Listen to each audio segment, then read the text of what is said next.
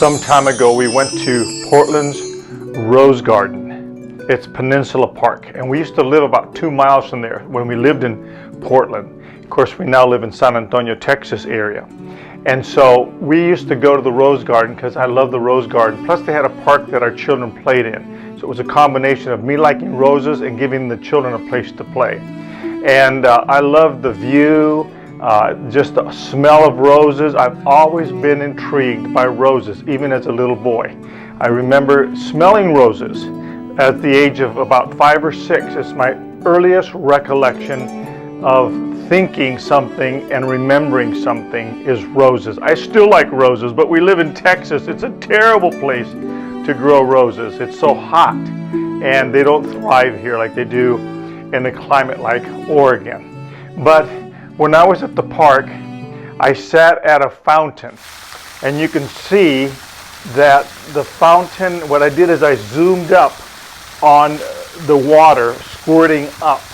And the reason why I did that is I wanted to do a slow motion photography example of what happens when we focus on something and slow it down. It lets you concentrate on it, see it for its beauty, and analyze it rather than when it's super fast. And so what I want to talk about is focusing. Some of you that are photographers could probably do this way better than me. But I do know about depth of field. And of course, iPhones don't do it quite as well as single lens reflex cameras or the more modern digital cameras that have good lenses. But I can show you some examples of what it is to be in focus and out of focus. Now, we're going to play a little game that I like to do to kind of teach you with your own hands. What I want you to do, even while you're watching this, is take your index fingers and hold them up in front of your face. And what I want you to do is look at the front finger and focus on the front. You'll notice that as you're focusing on the front, the back finger is blurry. Then I want you to do the opposite. I want you to look at the back finger and then notice what happens. As you look at the back finger, the front finger is out of focus. That's depth of field. Now the further the back finger goes, the blurrier it gets. So when you look at these roses, I want to show you, I focus intentionally on some of the close roses, and I want you to notice behind those roses, the other ones in the back are out of focus. They're just as beautiful, but they're not in focus. The front ones are in focus. The back ones are out of focus. The depth of field has changed. What I'm saying and how I'm tying this into our spiritual life is some time ago I went through burnout because I was so work-related. I never took a Sabbath day of rest for over 30 years. I thought the Sabbath day of rest was something that only the Hebrews do. The Jewish culture, they take the Sabbath day and they make it holy, especially the Orthodox Jews. But I didn't know that, of course, Genesis tells us that he did this even before, quote, Judaism was invented through Abraham. No, he wants humans to take a day of rest. Now, in that day of rest, he wants us to focus on him. And so what happens, and what happened to me, and the reason why I went through burnout, is I was focusing more on the back finger, which in Christianity would be the works. Jesus was there. I wasn't like losing my salvation and walking away and backsliding from him. I was like right there in focus to Christ. And by the way, I should say, I personally don't believe a Christian that's born again, has really received Christ, can lose their salvation. It's been purchased by Jesus, not by our works. But what we can do is we can lose focus. What happens is we focus on things beyond Jesus, and when we do that, we're heading for trouble. In my case, it was called adrenaline fatigue. I was so concentrating on my spiritual works of my ministry that I wasn't in focus. Jesus was still in front, but the works were focusing more than the Jesus in front.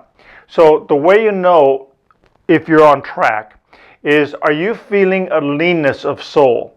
Are you feeling that Jesus is somewhat distant? You love him, you know him, you serve him, but it's not like a vital living relationship. It's sort of like you're out of step. If you're feeling that, it's the Holy Spirit drawing you, because the Bible says in John that unless the Father draws us, we can't even come to him. So the fact that you may be feeling that is he's drawing you because you have a leanness of soul. And it's time to change your focus. So I had to change my focus and change my perspective and start looking at Jesus primary and what I did for him secondarily, not primary. And we can easily mix that up. Believe me, we have good intentions, and so we can mess up our lives by focusing on what we're doing rather than on Jesus. And that's what he wants. He wants us to have a personal relationship that's vibrant with him beyond anything else. Otherwise, those things will rob us of that relationship. So one of the ways that we can get to there, I'll give you a couple of thoughts that came to my mind, is worship and praise. As we worship the Lord, praise the Lord, and look for opportunities either in the home through your player, listening to praise music, or in church, obviously, worshiping the Lord, but don't neglect to worship the Lord. Worshiping the Lord draws us in focus to Christ because it's all Christ-centered, not man-centered. It's unto him. And everything during that time of focus with Christ in worship draws faint. I know this for a fact, because have you ever felt stressed, strained, and things that aren't going well in your life, and somehow you're in church and you begin to sing and you bring into praise and you're worshiping, and all of a sudden you feel so much better? It's because you've changed your focus. And that's how he wants us to live our life. So ask yourself, how's your worship and praise doing? How are you walking in the Spirit by praise and worship, drawing close to the Lord? Then secondarily, the things of this world. It's like the devil offering Jesus the world if he would bow down and worship him. Let the things of this world grow faint and dim in light of your presence with the Lord. And so don't let the world crowd in on you. And we're time-conscious cultures. We're in a crunch, and we think we've got to do what we have to do, and the Lord gets second place. No. Primary, the Lord. So what I have done in my life, all of my life, is I have devotions. Just like George Washington, John Adams, they spent 30 minutes to an hour every morning, 7 days a week, all of their life in the presence of the Lord. And that is such a good example for all of us as Christians. Great saints make Jesus first, and they get their focus and they start their day in focus. It's even better than the night watchmen that say, well, I do that at night because I'm more awake at night. No, don't start your day without spending time in devotions, whether it's in the Word of God or reading a devotional. I admonish you, focus your day as you put your feet on the ground on Christ. And if you do that, your steps will be ordered of the Lord, and he will give you the desires of your heart, and they will be without pains and sorrows. Pains and sorrows may come, but you can handle them when Jesus is in focus. You'll fall apart unless Jesus is in focus. Think about these things and test how is your focus.